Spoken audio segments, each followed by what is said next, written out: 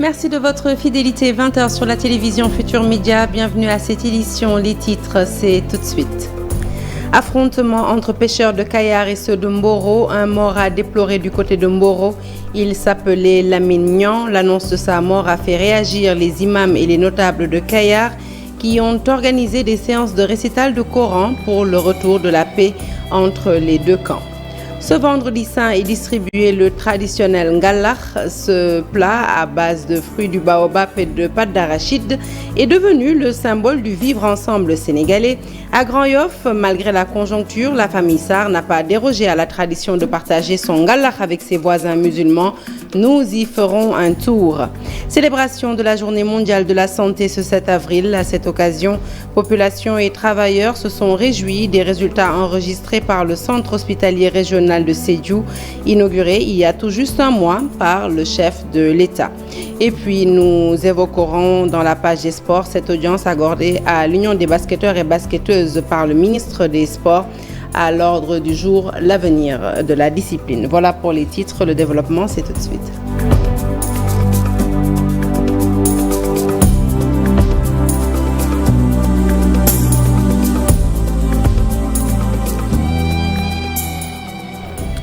Bonsoir à toutes et à tous. Il s'appelait Lamine Niang. Il a trouvé la mort dans les affrontements regrettables qui ont opposé les pêcheurs de Kayar et ceux de Mboro. Sa mort a été confirmée par ses camarades et notamment son employeur.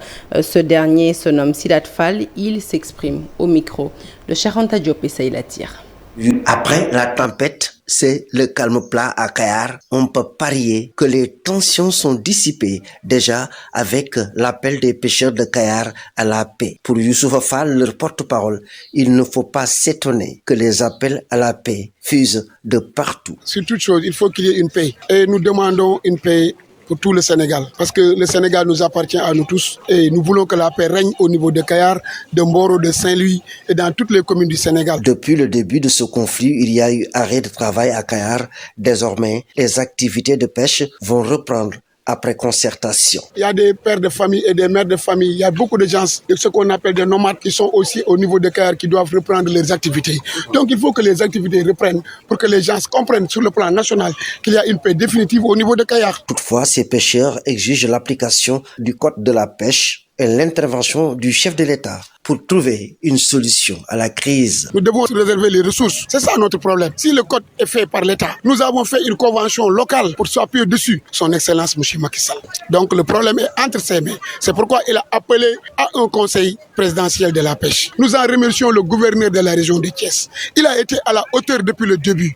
Nous en remercions la commission chargée des crises et des conflits, en l'occurrence dirigée par M. Pierre Moup. Actuellement, 19 jeunes de Kayar ont été interpellés et placés sous mandat de dépôt. Du côté de Mboro, 21 personnes sont à garde à vue et seront déférées au parquet dans les prochaines heures. Allez, parlons du ngalakh à présent, un plat incontournable pour fêter Pâques et qui s'est imposé au fil des ans comme un symbole du vivre ensemble sénégalais. Nos reporters se sont rendus à Grand-Yoff dans une famille mixte où règne une parfaite cohabitation entre chrétiens et musulmans. La famille Sarr s'avoue heureuse de partager son ngalakh avec les musulmans du quartier. Malgré la conjoncture, les membres de cette famille ont tenu à perpétuer leurs actions de grâce en direction de leurs frères musulmans. Le reportage est signé Habib Faye. Mère Marie est entourée des bassines et seaux remplis de ngala. Elle a commencé très tôt la préparation, une œuvre de partage qu'elle perpétue chaque année malgré la conjoncture. J'ai acheté 3 seaux de pâte d'arachide à 22 000 francs l'unité. Et pour le sucre, je l'ai eu à côté de la Gambie. Distribuer de la nourriture fait partie des qualités d'une bonne personne. Donc je donne sans exception. Mère Marie, entourée de ses enfants, passe à la distribution des seaux de 5 kilos destinés aux musulmans. Je prépare la fête 2 mois avant pour éviter d'avoir des ennuis. J'ai préparé 4 bassines d'Ngalakh et là je suis en pleine distribution.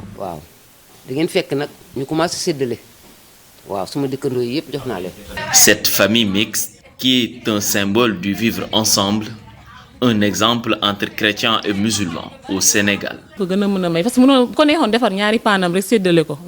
ce matin, nous distribuons les seaux et ma maman nous impose de bien les remplir pour satisfaire nos amis musulmans. Nous sommes issus de la même famille. Nous vivons en paix et nous n'avons pas de sources interdites dans ce quartier. Pendant les fêtes musulmanes, nous ne préparons pas de repas. L'entente au sein du foyer familial est chaleureuse. Chacune vit au rythme de sa religion. C'est le fruit de l'éducation qu'elles ont reçue de Mère Marie. Ça ne procure que du bonheur. Et nous comprenons bien pourquoi Dieu l'a fait ainsi. Cette cohabitation montre que musulmans et chrétiens sont des amis et peuvent bien vivre ensemble. Le ngala est un plat composé de pâte d'arachide, du mil, du sucre, entre autres fruits de baobab bouillis, souvent aromatisés de fleurs d'orange. Chaque année, les fidèles chrétiens multiplient les bonnes œuvres pour rendre heureux les musulmans. Certains viennent récupérer leur seau de ngala bien rempli. Merci Habib Faye. L'insalubrité qui sévit au marché Castor fâche riverains et commerçants. Cela fait plus d'un mois qu'une eau noirâtre et nauséabonde a envahi les lieux, leur empêchant de vaquer à leurs occupations. Interpellée, la mairie n'a toujours pas réagi aux ennuis de ces commerçants qui commencent à perdre patience. Le reportage est signé Pape Faragning et Pape Sangonembaye. C'est au milieu de ce décor peu reluisant qu'elles sont obligées de s'activer. Nous sommes au marché Castor où l'insalubrité règne en maître mot. Ici, vendeurs et clients sont indisposés au quotidien par cette eau noirâtre mélangée à de la boue. Anormal. Et c'est des mères de famille qui sont obligées de venir tous les matins pour gagner un temps soit peu pour faire nourrir leur famille. Ça, c'est honteux. C'est vraiment honteux. Regardez ce qui se passe. Elles sont là, obligées d'être là. Non, vraiment difficile. Même ici, manger des crudités, c'est dangereux. On risque d'attraper le choléra ou la typhoïde. C'est vraiment dangereux. C'est du n'importe quoi. Où est la mairie? Non, mais canal Aujourd'hui, la situation impacte sur le chiffre d'affaires des vendeurs. Beaucoup de leurs clients ont fui le marché. Les clients ne viennent plus à cause de cette saleté. Nous ne pouvons plus vendre nos poissons et c'est vraiment très dur pour nous. Ils viennent à compte-gouttes. Beaucoup de nos clients ont changé de marché. Je me lève tôt le matin, parfois à 4 heures, et je ne vois pas l'ombre d'un client. Malgré cette situation catastrophique, les commerçants payent toujours les taxes.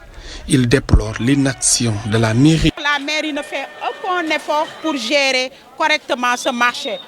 Encombrement, insalubrité, eau usée. C'est ce que nous vivons de tous les jours. Les agents de la mairie sont là. Ils voient tout, ils sont là sur le marché. Ils viennent encaisser, c'est tout. L'environnement, c'est déjà un droit aussi. Donc ne parlons pas des droits de la femme, sans pour autant veiller à leur santé, à leur environnement de travail. J'ai honte. J'ai honte. À noter que depuis un mois, le marché cohabite avec ces eaux usées. Un vrai danger pour les populations sur le plan de l'hygiène.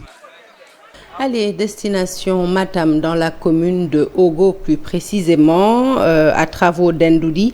L'infirmière, chef du poste de santé, déclarée persona non grata par les populations. Ces dernières lui reprochent le mépris qu'elle affiche à leurs nombreuses sollicitations. Face à son mutisme, les riverains ont assiégé le centre de soins pour manifester leur ras-le-bol. La mise en cause, retranchée dans son domicile, n'a pas souhaité réagir aux récriminations dont elle fait l'objet. Ali Bandelnion. Ils n'en veulent vraiment plus à cet infirmier chef de poste de santé. Les habitants de travaux d'Endoudi dans la commune de Ogo, hommes et femmes ont assiégé le poste de santé arborant des brassards rouges pour exiger le départ de l'infirmier. Non-assistance à personne en danger, vente illicite de médicaments, les complaintes des populations de d'Endoudi sont bien plus nombreuses.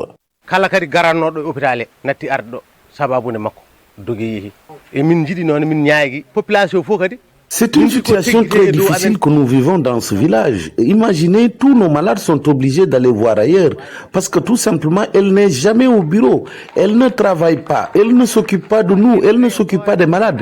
Et les quelques jours qu'elle revienne au bureau, elle ne vend même pas nos médicaments.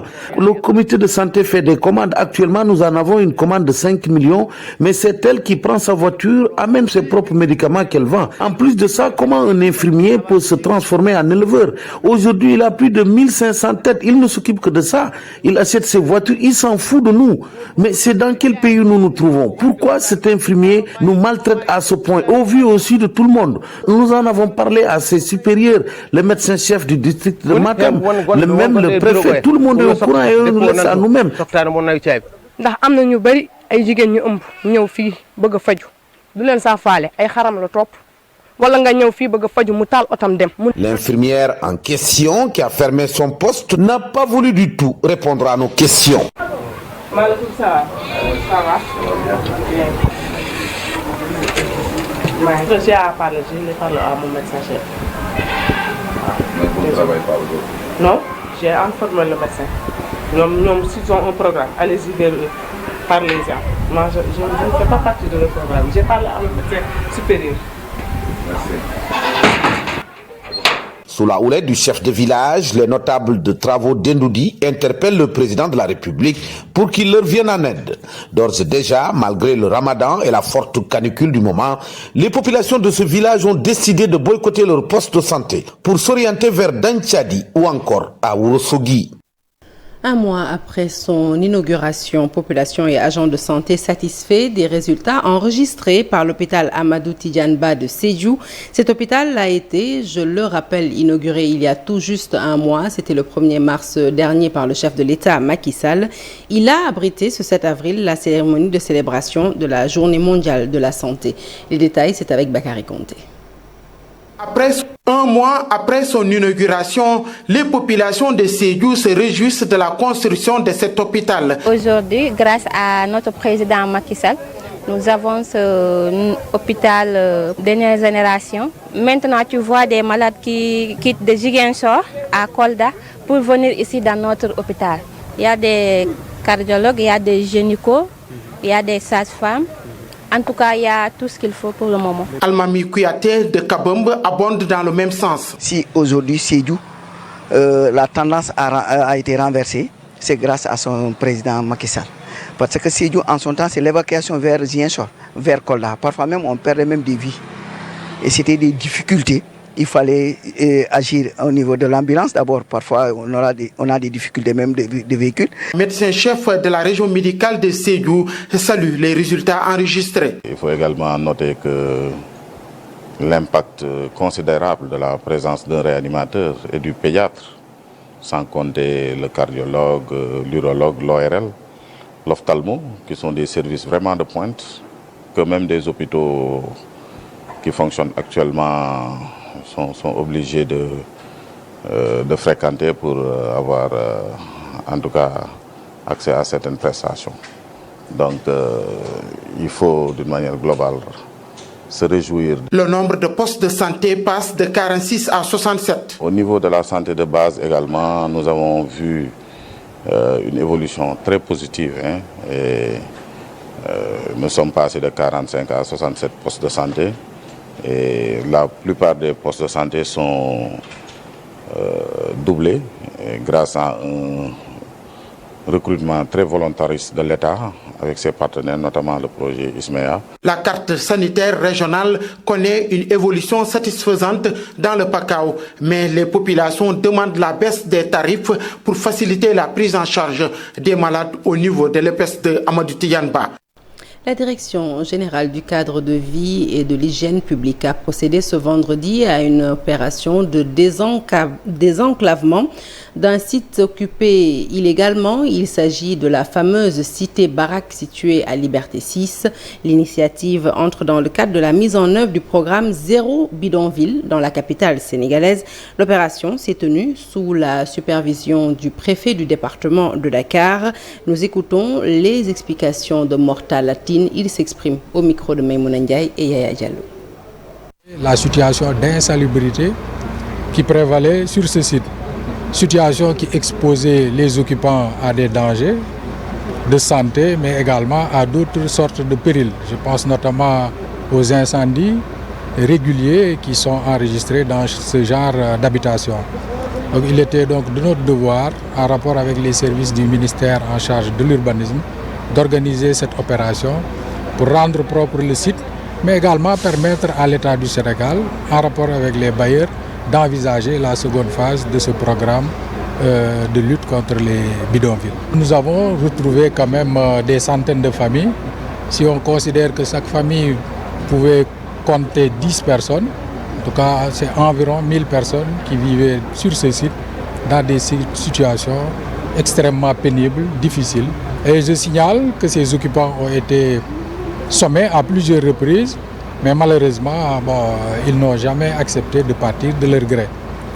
À la une de l'actualité politique, la fin du compagnonnage entre Yankoba Diattara et Idrissa Seck pour le professeur agrégé en sciences politiques Maurice Soudieck John. Eh bien, Yankoba Diattara, perçu de plus en plus comme un proche du président Sall, tente de se positionner en direction de l'élection présidentielle de 2024. L'analyste politique Bakary Domingo Mané, pour sa part, qualifie la rencontre entre Yankoba Diattara et son ancien mentor de comedy show. Leur avis dans ce reportage signé Alassane Ba. Professeur Maurice Soudieck John est d'abord convaincu qu'en matière de démission, il n'y a pas besoin de demander une permission. C'est pourquoi, au-delà de rappeler ce principe et celui du parallélisme des formes, c'est-à-dire la démission doit être présentée à l'autorité qui vous a nommé. Et ici, c'est le président de la République qui a nommé le ministre Yankoba Diattara. Donc, s'il doit démissionner, il doit rendre sa démission au président de la République et non pas à Idrissa Seck. Le professeur agrégé de sciences politiques met l'accent sur la dimension politique à travers l'acte posé par Yankoba Diattara. D'après l'enseignant, il fallait agir de la sorte étant donné que le ministre des Sports est senti comme étant de plus en plus proche du président Sall. Et ils ont fait ensemble un long compagnonnage depuis la pépinière des cadres libéraux, depuis le M6, depuis même les Fidèles qui a été mise en place par Yankoba Diattara et qui devait même porter la candidature d'Idrissa Seck en 2007. Donc pratiquement, Yankoba Diattara doit beaucoup à Idrissa Seck dans sa carrière politique, encore que c'est lui, Idrissa Seck, qui l'a proposé comme ministre. Donc quelque part, il est obligé de soigner la rupture. L'analyste politique n'a pas cherché trop loin. Il qualifie de comedy show la rencontre entre Idrissa Seck et Yankoba Diattara, où chacun des deux essaye de se positionner politiquement. Donc, quelque part, je pense qu'aujourd'hui, ils sont dans une opération de communication. Et cette opération de communication, Idrissa Seck, tout le monde le sait, et c'est toujours vraiment on peut dissimuler dans la figure de ce qu'on appelle le héros, c'est-à-dire quelqu'un qui a l'habitude de prendre ses distances vis-à-vis du peuple. Aujourd'hui, il survient, il surgit, parce que simplement le rendez-vous, n'est-ce pas, présidentiel n'est pas loin. Et ça, c'est dans les cordes de Idi. Parce que de toute évidence, il risque d'y avoir une rupture et il ne faudrait pas compter sur le président Macky Sall pour accepter une démission du ministre Yankoba Diattara, parce que d'une part, c'est une manière de tenir Rewmi et de créer une scission, en tout cas des dissensions en son sein, et d'en profiter politiquement. Le président Macky Sall va profiter de ce jeu politique pour affaiblir le Rewmi de l'avis de notre analyste, mais le patron des Oranges va poursuivre sa logique communicationnelle qui va sûrement lui permettre de se positionner clairement. Allez, parlons à présent de cette rencontre entre le gouvernement et les partenaires sociaux, le G50. Les échanges ont porté sur la situation économique et politique du pays. À cet effet, d'importantes mesures ont été prises sur le plan politique, notamment le Premier ministre Amadou Ba a tenu à rassurer les partenaires sociaux. Le gouvernement, selon lui, fera face aux fauteurs de troubles. Compte rendu signé Fatou Bintou Conté. Il les avait reçus au mois de janvier, le G50, le groupe des partenaires sociaux, pour discuter de la situation économique et sociale du pays. Le Premier ministre Amadou Ba a refait cet exercice ce vendredi. Toutefois, avec le durcissement des conditions financières dans la plupart des économies avancées et la rareté des ressources financières sur le marché sous-régional, le gouvernement envisage de conclure un programme avec décaissement avec le Fonds monétaire international. L'option d'un programme soutenu par le mécanisme élargi de crédit et la facilité élargie de crédit d'une durée au moins de 3 ans paraît être la plus adaptée. Il est largement revenu sur l'actualité politique avec la révision exceptionnelle des listes électorales, mais aussi sur la liberté d'expression au Sénégal avec le droit de marche rarement refusé par l'autorité. Je souhaiterais vous annoncer qu'en perspective de l'élection présidentielle prévue le 25 février 2024, la révision exceptionnelle des listes électorales a démarré hier. Le Sénégal s'est résolument engagé à protéger les droits et libertés publiques en garantissant l'exercice de ceux-ci sous le contrôle permanent du pouvoir judiciaire. En 2023, sur 4 633 demandes de manifestation sur l'ensemble du territoire national, seules 136 ont été interdites, soit un taux de 2,98%. D'ailleurs, le Premier ministre tient à préciser que le gouvernement fera face à tout photo de trouble. Le gouvernement ne tolérera pas l'apologie de la violence, de la désobéissance civile et de l'anarchisme comme fondement d'un projet politique appelant ouvertement à défier l'autorité publique et à contester la légitimité d'un régime démocratiquement élu. Vous conviendrez avec moi que ces actes graves ne sauraient rester impunis. Une situation politique qui intéresse les partenaires sociaux avec la montée de la tension à l'approche des élections. Vous faire part de l'attention avec laquelle les partenaires du Sénégal suivent les développements politiques et la montée des tensions à moins d'1 an de la tenue des élections présidentielles. Le contexte est particulier et ces développements pourraient impacter la mise en œuvre effective des priorités économiques et sociales du gouvernement. Il nous paraît essentiel de veiller à maintenir un climat apaisé, propice au dialogue et à une participation politique pacifique et inclusive qui soit à même de préserver les fondements de la stabilité et de la démocratie au Sénégal. Cette rencontre, la deuxième du genre avec les partenaires sociaux, va permettre au gouvernement de booster l'économie sénégalaise. Le BOSS, le Bureau opérationnel de suivi du plan Sénégal émergent, a tenu un atelier de restitution. À l'ordre du jour, une étude d'impact sur la réduction des émissions de gaz à effet de serre dans le transport terrestre au Sénégal. Cette étude a pour objectif global d'identifier et d'évaluer les mesures incitatives pour réduire les émissions de carbone dans le secteur du transport notamment et déterminer ses conséquences sur la santé publique. Le point, c'est avec Moussa Mané et Alioune Diagne. Et le gasoil constituent les principales sources d'énergie des véhicules au Sénégal. Des émissions de carbone qui viennent principalement de l'utilisation de ces deux énergies sont à l'origine de beaucoup de pollution. Comme tous les pays du monde, le Sénégal aussi rencontre des difficultés liées aux conséquences d'une utilisation des carburants dans les véhicules de transport. Et l'impact sur la santé est réel, l'impact sur la compétitivité est réel. Et il fallait prendre des mesures pour pouvoir atténuer les gaz à effet de serre dans le secteur des transports. Dans le deuxième scénario, on est parti sur ce qui se fait actuellement. Et ce qui se fait actuellement, c'est quoi? C'est la mise en service du TR, mais c'est également la mise en service prochaine du BRT qui va fonctionner avec 100% de l'électricité. Et l'idée, c'est de voir quel serait l'impact si on augmentait le niveau d'électricité dans le transport. Le renouvellement du parc automobile reste une priorité dans le processus. Promouvoir le statut de chauffeur professionnel par la délivrance d'un certificat d'aptitude professionnelle à la conduite des véhicules de transport public. Les recommandations ont préconisé qu'on puisse déterminer une limite.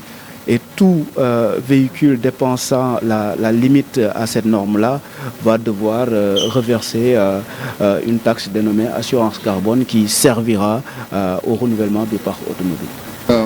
Un secteur de transport propre et durable qui a justifié des investissements extrêmement importants, notamment dans le TER, les BRT, mais aussi dans le renouvellement du parc automobile de Dakar Demdik, des clandos, des taxis, mais aussi l'aménagement des axes routiers pour atténuer l'impact de ces gaz à effet de serre. Parmi les réformes clés de cette étude, appliquer une taxe annuelle dénommée assurance carbone pour les véhicules dépensants. La norme Un fonds sectoriel a été mis en place qui va en tout cas tirer ses sources principalement d'une taxe parafiscale sur les véhicules polluants et usagés, sur la dotation que lui accorde l'État, une subvention, et sur les redevances tirées des délégations de services publics dans le secteur des transports.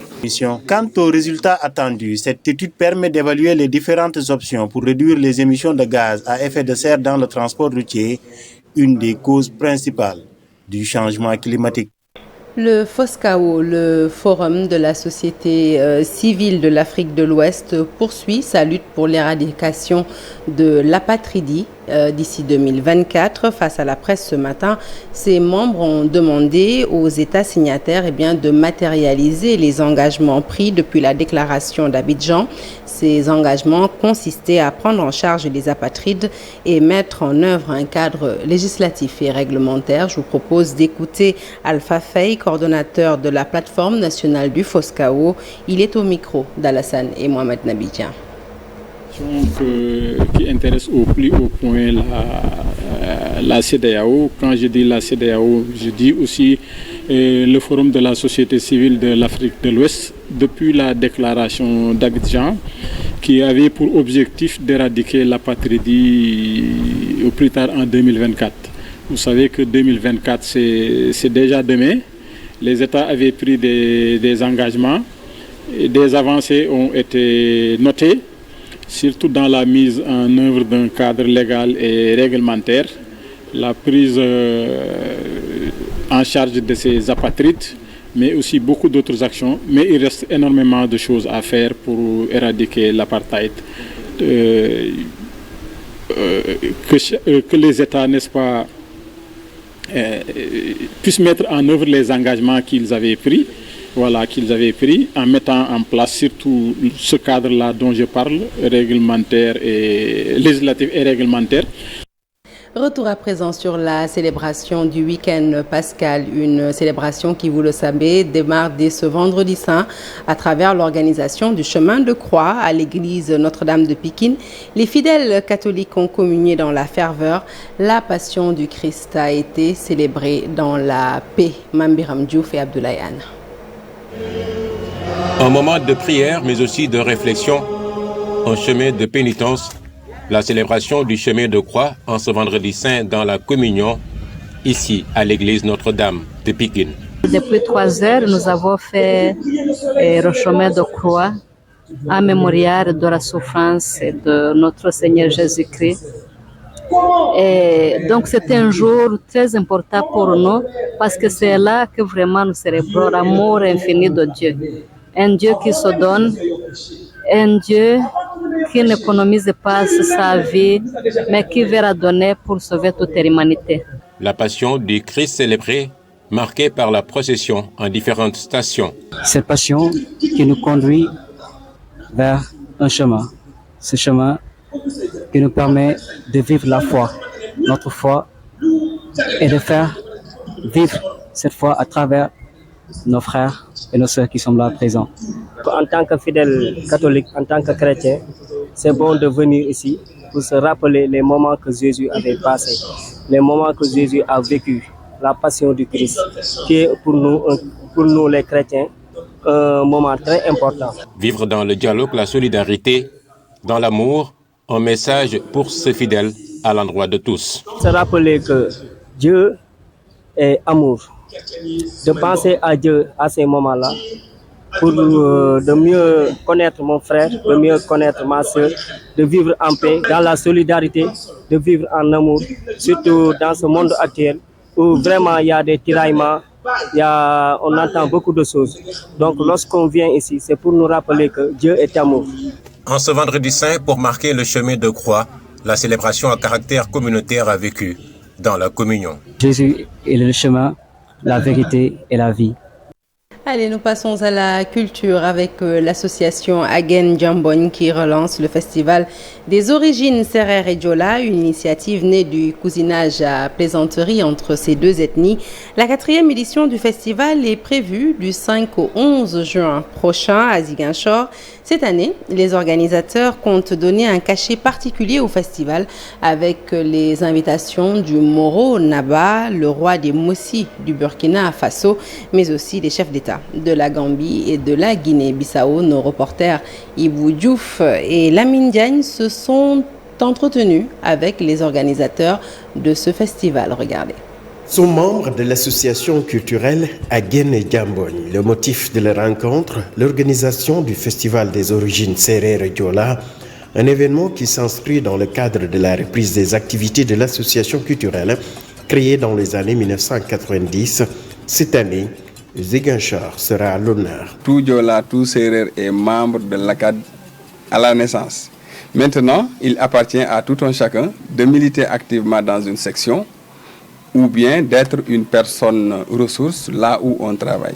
Les organisateurs estiment que ce festival peut servir de tribune pour échanger autour de la problématique de la paix. Uniquement au plan culturel, les activités que nous pouvons mener dans le cadre de la culture, au plan culturel et culturel, et qui peuvent aider l'État du Sénégal à aller vers la paix. Parce qu'on a besoin de la paix et nous travaillons sur ce volet-là. L'occasion sera donnée aux festivaliers pour démontrer encore une fois que l'on peut bel et bien manger de manière traditionnelle avec nos produits locaux. L'idée est de donner aussi à l'événement un cachet sous-régional. Pour donner un cachet vraiment assez particulier à ce festival-là, nous avons pensé inviter le Moro Naba, roi des Mossi du Burkina. Mais aussi pour donner un cachet sous-régional, on a pensé inviter aussi le président de la Gambie et le président de Guinée-Bissau. Cette année, nous voulons innover en introduisant l'entrepreneuriat et l'économie sociale et solidaire pour permettre à nos femmes, Diola et Sérère, mais surtout les jeunes, de pouvoir contribuer à l'écoulement des produits, de vendre leurs produits. Le festival des origines Sérère et Diola est organisé en alternance en pays Sérère et Diola. Cette année, cette édition aura lieu du 5 au 11 juin à Ziguinchor avec comme thème la paix, cohésion sociale et développement durable. Merci Ibou Diouf. La page des sports à présent avec cette audience accordée par le ministre des Sports à l'Union des basketteurs et basketteuses du Sénégal. À l'ordre du jour, l'avenir de la discipline. Nous écoutons tout de suite Baba Tandian au micro de Amadouba. Une réunion très constructive avec le ministre qui nous a écoutés, qui a écouté notre doléance et qui a promis certainement avec tout son staff, les responsables du ministère, de revoir toute cette question liée un peu au problème des élections de la Fédération sénégalaise de basketball. Parce que tout simplement, comme vous le savez, nous voulons vraiment, comme l'État l'a fait, c'est-à-dire que l'État a mis beaucoup de moyens dans ce sport, dans tous les sports d'ailleurs, vraiment, le basket ne doit plus rester un peu à la traîne. Et nous avons expliqué au ministre ce qu'il faut faire, ce qui ne doit pas se faire. Donc voilà, et nous lui donnerons certainement la primeur de vous expliquer parce qu'il a promis de revenir vous donner un peu plus d'explications.